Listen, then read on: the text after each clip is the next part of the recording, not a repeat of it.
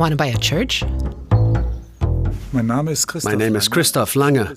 I've been trying to sell this church for about a year and a half. As congregations dwindle, thousands of churches in Germany stand empty. And then one day, the final service is held, and the church is closed forever. That's it. The end of a journey. Very painful. Could it be torn down? Yes, of course. It depends on the investor. I don't see it. It's out of the question. Perhaps someone will want to sell bicycles in the church or open a pub. But more on that later. Once a place of worship, now a family home. The first time I came here, I remember thinking, wow, amazing, so spacious, so special.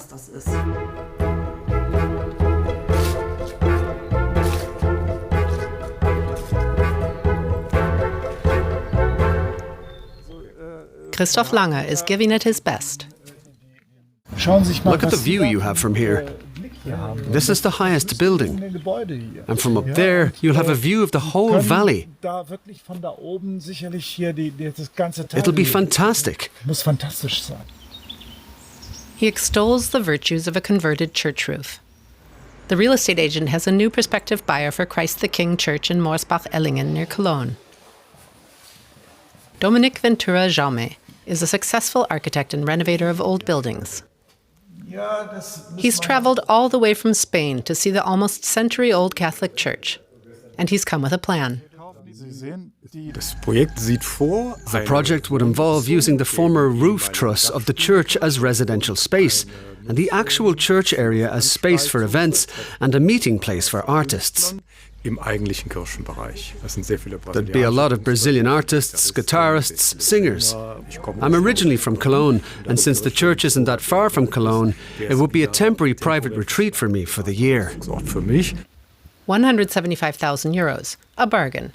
But due to the expensive renovation costs, there's a dearth of interested parties. Well, at least of serious ones. There was recently a lady who wanted to turn it into an office and live here. She was very emotional, but in the end, it turned out that the emotions were there, but the funding wasn't. The neighbors have gotten used to the empty building. The final Mass was held here in 2020. Personally, I'd like it to be kept as a church, so that services, funerals and the like could continue to be held here. But there are other very different visions too. Every time I drive out here, I can't wait to hear the next new idea. I even had someone who wanted to store their tractors here. The church should be used in an honorable and sensible way. That's important to me as a practicing Christian. The devout Christians of St. Anna Church are lending a hand. They're removing the relics from the altar, such as the bone fragments of the saint. This is called deconsecration. St. Anna is being closed, and it's the final Mass in the small Catholic church on the Dutch border. It touches the heart and the eyes too. It's moving. Very emotional. You had to fight back the tears at times. For the final farewell, the church is full for once.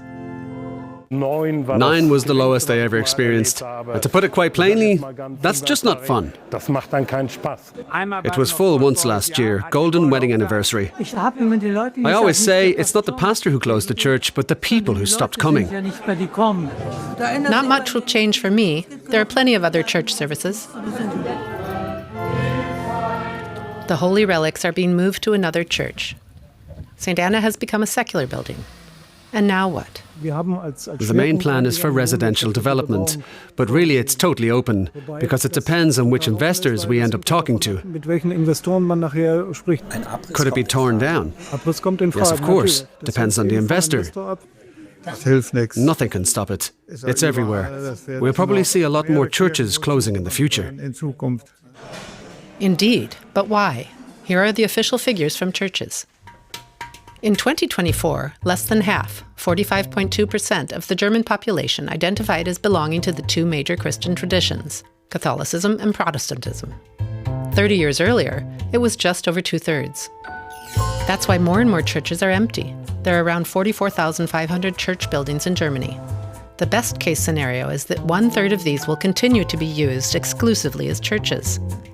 The second third will be used for other purposes in addition to church services. A library, for example, as in Müncheberg in Brandenburg. Or a concert hall like the one in Oelsnitz in Saxony. Practical, financeable ideas. And with the last third, what will happen to them? Klaus Martin Brescott, art historian for the Protestant Church in Germany, also poses his question to the architecture students with whom he regularly discusses the future of churches. Here at Huge St. Stephen's in Berlin.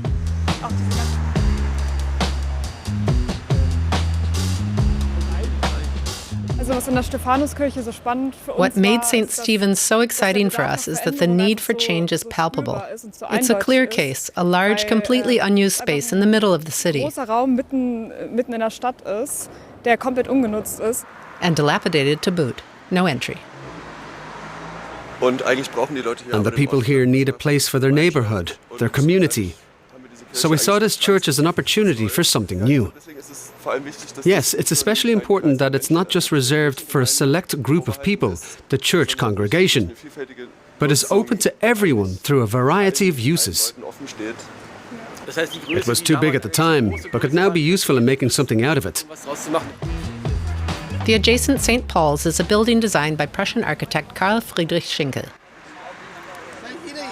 These days, it sees very few worshippers, which is an incentive for the students. It was important for me to preserve this faith aspect, to preserve this space for faith, and also to create a space that's perhaps not just Christian, but also open to Judaism and Islam. Since the neighborhood here isn't just Christian, there are other religious influences too. We visit the office of art historian Klaus Martin Brescott, who also looks to other European countries where the same challenges exist. The aspiring architects present their ideas, not pipe dreams, but concrete concepts. I thought about planning a late-night diner in there, open 24/7, to make it more accessible and simply draw attention to this place. You'd have a meeting point for the different cultures, where people would come together over food. The ground floor should be as public, as accessible, and above all, as flexible as possible. There are spaces for sports, for young people, for culture. You might lose 100 people, but I think you'd gain thousands from the neighborhood. Pensioners can do sports there in the morning, and after school young people can come and play a bit of soccer. And in the evening, the school band can perform. There have always been times when people saw churches as important, and other times where they viewed them as unimportant. We know that during the Napoleonic Wars, churches were used as stables for decades, but they remained standing. And now we're living through a time of reorientation, and that includes our attitude to religion. But that's not to say we should wring our hands in despair and simply give up on it all. So is everything allowed in church? A short trip to Jülich, to Tom's Bike Center, formerly the Catholic St. Rochus Church. How did it come to this? The parish approached me and asked me if I could imagine running my business in the church. This is the church where I was baptized, where I went to communion. I've always had a certain connection to this place. Now it's chain grease instead of communion, and racing bikes instead of relics. And all this in a listed building built in 1961 to the design of the famous church architect Gottfried Böhm. Do you like the building? It could have been nicer. For church expert Brescott, it's a borderline case. But once it becomes an outright commercial centre, then its original essence is lost.